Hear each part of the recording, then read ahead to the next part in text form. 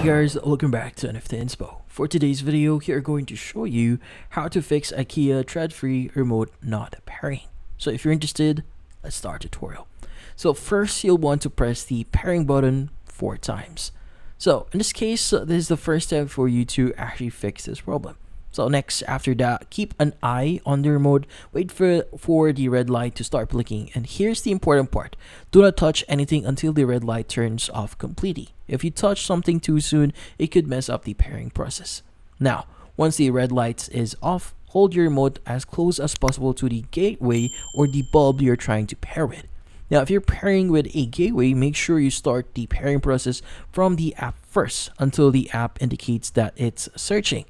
Now, hold on the pairing button on the remote. Keep it pressed until the bulb or gateway flashes multiple times. This could take more than, or in this case, less than 10 seconds, so be patient. Now, if you see any red lights on the remote during this time, just ignore them. Just focus, in this case, your focus should be on whether the bulb or gateway is flashing.